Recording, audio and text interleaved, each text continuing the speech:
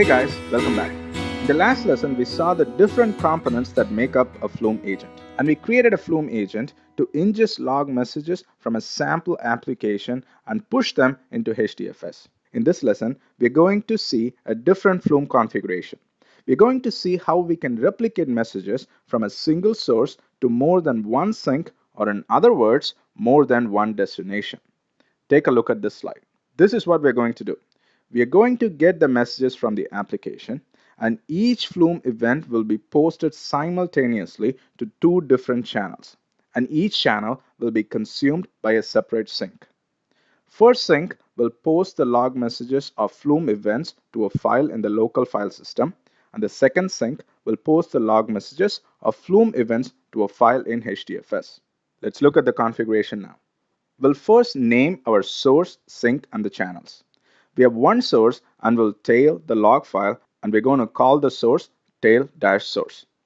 We have two sinks, one named local sink, which posts the Flume events into the local file system, and another sink named HDFS-sink, which will post the Flume events into HDFS. Let's now move on to look at the channels. We have two channels, local memory channel and HDFS memory channel. Each channel will be configured to be used by the corresponding sinks. You should note that we have only one source but two channels. So we'll be configuring the source to replicate the events in both the channels, that is, the local memory channel and HDFS memory channel. Since channel is common to both source and sink, let's configure the channels first. Very simple. We're going to configure both local memory channel and HDFS memory channel as channels of type memory. Let's now look at the source. At this point, source should look very familiar to you. The type of the source is exec, and we are tailing a log file. That is it. Pay close attention to the channels for the source. As I was saying in the last lesson, you should note in the property tailSource.channels, in which channels is mentioned in plural. And hence, we can define multiple channels for the source. And this means each Flume event will be replicated to both the channels. Here, for tail source channels, we'll specify both local memory channel and HDFS memory channel. Now we have two sinks to configure. Let's configure the local sink first. This sink will write the Flume events to a file in the local file system. The type of the local sink is file_role, which means we're going to create a rolling file in the local file system, and the current file will be rolled over and a new file will be created every 90 seconds. And the interval will be configured using the roll interval property.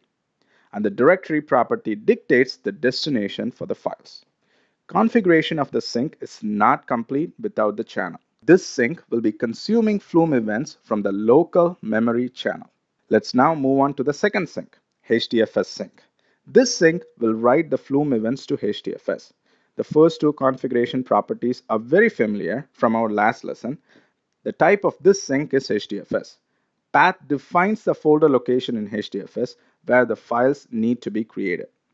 File type is data stream because we don't want the event or log messages to be compressed. Next two properties are interesting. Roll count property dictates the file should be rolled over, or in other words, a new file should be created for every X number of Flume events. Here we are configuring 5, so for every 5 Flume events, the file in HDFS will be rolled over and a new file will be created. When the file is being returned by Flume, it will be suffixed with extension .tmp, and this is the purpose of in-use suffix property. Finally, the channel that HDFS sink will point to is HDFS memory channel. That is it. We are done with the configurations. Let's go ahead and start the Flume agent. To start the Flume agent, we'll say Flume ng followed by agent, and in the conf property, we'll specify the folder where we have Flume configuration files. In our cluster, the configuration files we're looking at is under HARW workshop Flume replicate. So we'll specify that folder location here. -f property will specify the full location of the Flume configuration file. In our case, it's a replicate Flume conf file. We'll then specify the log configuration, and then the name of the Flume agent is just agent. Before we run this command, let's go ahead and start our sample application to write the log messages. So I'm going to go ahead and start the script now. There you go. Our sample log application is running. Now let's copy the Flume agent command and let's execute it in our cluster. There you go. So if you scroll a little up, you can see that Flume has created channels, the sources, and the sink. And here you can see the sources, the sink, and the channels are started. Now that our Flume agent is running, let's go over and check our destinations. Remember, we have two destinations. The first sink is pointing to the local file system, and the second sink is creating files in HDFS. Let's first look at the destination for our local sink. Our local sink writes the files under Flume Replicate. So let's look up that location. It has returned 3 files so far. And since we have the roll interval as 90 seconds, we can see a new file being created every 90 seconds. So let's open up a file just to look up the contents. There you go. Very nice. We see the log messages from the log file being returned into this files. And that is perfect. Exactly what we wanted. Now let's look up the destination location for our second sink, which is HDFS sink. So let's do a HDFS listing on the directory Flume Replicate. There you go. Here we see all the files that are being created by the second sink HDFS sink. Let's open up a file.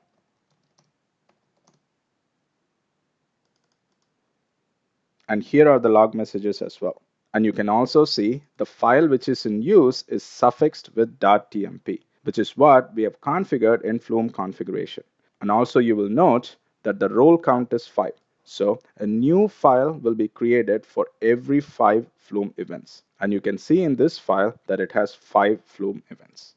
That is it, guys. To summarize, in this lesson, we saw how to replicate Flume events from a single source to multiple sinks via multiple channels. In the next lesson, we'll see another interesting Flume configuration. See you in the next lesson.